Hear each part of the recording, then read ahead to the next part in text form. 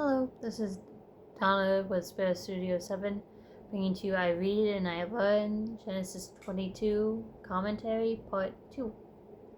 So I'm going to continue reading. Just so you know, the last note that I read was about God confirming his covenant with Abraham in verses 15 to 19, and it's confirmed in Genesis 15:5, as well as verses 18 to 21.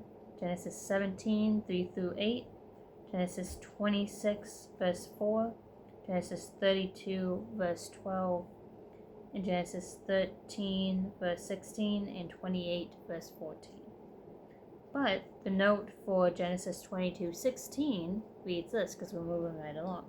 By my own name. There is no higher name by which God can swear. We see this in Hebrews 6, verses 13 through 17. So the note for 22:17 reads this.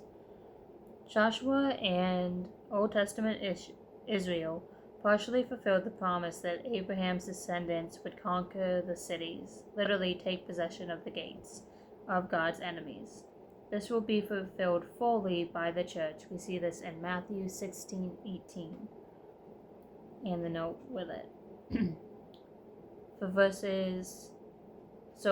Chapter 22, verse 18, verses Genesis 25, verse 11, the note encompasses all of this.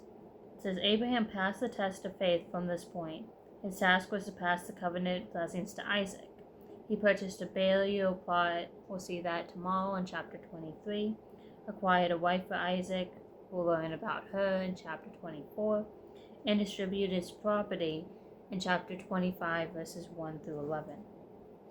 Jumping back to verses 20 through 24, to up to 22, the note reads this. A report came from the east that Abraham's brother Nahor, we mentioned him in Genesis chapter 11, verses 27 through 29, was flourishing. The actors in the following narrative are introduced here.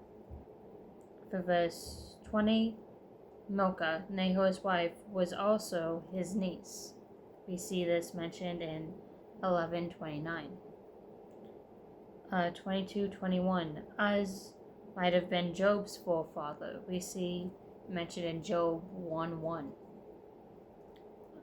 Genesis 22, verses 22 through 23. Bethuel was the youngest of Nahor's 8 sons by Milcah. He was the father of Rebekah, Isaac's future wife. We'll see this happening in a couple of days in Genesis 24, verse 15, and then verse 67. Rebekah would follow Sarah as matriarch of the clan. We see this in chapter 23, verses 1 through 2. Alright, so now I'm going to jump to a section that my Bible has on altars. Because Abraham and him building another altar intended for Isaac, but God provided the lamb, I feel like it's important to read this section as to give you guys more context on altars in the Old Testament. So, altars. The first altar was built by Noah. We see this in Genesis chapter 8, verses 20 through 21. Though Cain and Abel gave the first offerings in chapter 4, verses 3 through 4. If you remember correctly, Cain brought vegetables, but wasn't the best in his first and his offering was rejected. But Abel brought sheep, the first lamb of his flock, and the best lamb of his flock, and his offering was accepted by God, and that caused the rift between them and Cain's eventual murder of Abel. Moving on. Feeny, the castle is not under attack. Sorry about him. One more, please. Feeny, come here. Come on, baby. Good boy. Good boy. I got you. I got you. Good boy. Get your alligator. Much better. Good boy, good dog. Alright. So, the patriarchs built numerous altars. We see this in chapter 8, verses 20 to 21, chapter 12, verses 7 through 8, chapter 13, verse 4, and verse 18, chapter 22, verse 9. We'll see it also in Genesis 26:25, Genesis 33:20, 35:1, and verses 14, 15 of that same chapter. These altars designate sacred sites of divine revelation and personal land claims in the Promised Land, both north in Shechem and south in Beersheba. Altars were made of stone, earth, brick, or metal and wood. Their table-like form allowed smoke to rise unhindered, intended as memorials or places for sacrifice. An altar was the most common image of worship in the Old Testament and in the wider ancient world. The typical altar was raised on a platform accessed by a ramp or stairway. This elevated the sacrificial worship toward heaven. The four horns on the altars marked off the sacred space of meeting between divine and human realms.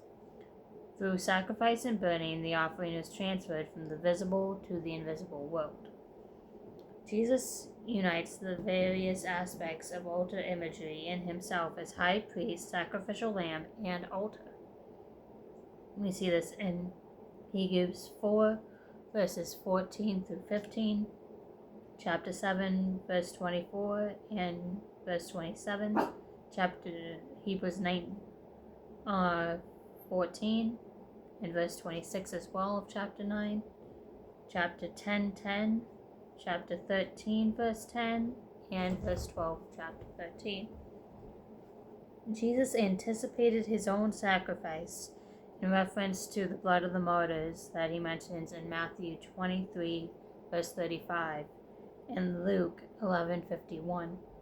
The enthroned Lamb in Revelation removes the need for a temple and altar.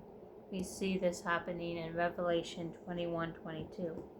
The cross is the final altar.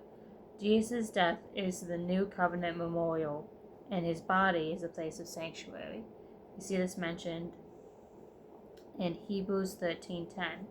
And then there's a tiny note also on the altar of the patriarchs, which I'll read here. Several of the patriarchs built altars. We see this in Genesis 8:20 and Genesis 12:7 through 8. My gosh, baby. Several of the patriarchs built altars, including Noah in chapter 8, verse 20, and Abraham in chapter 12, verses 7 through 8, and 13, 18, and 22, verse 9, which we read today. And Isaac will build an altar in Genesis 26:25,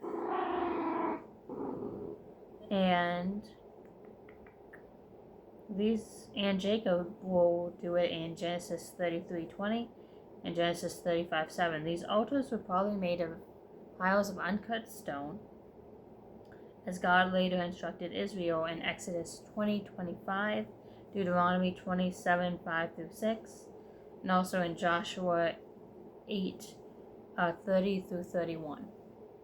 So this story seems completely unimaginable, even to people who have been Christians for a really long time. I think that at the end of the day, the important thing to focus on is that God provided something to replace Isaac, and he used it as a foreshadowing for his own sacrifice of Jesus on the cross for our sins. Thank you for listening, and I hope you have a wonderful night.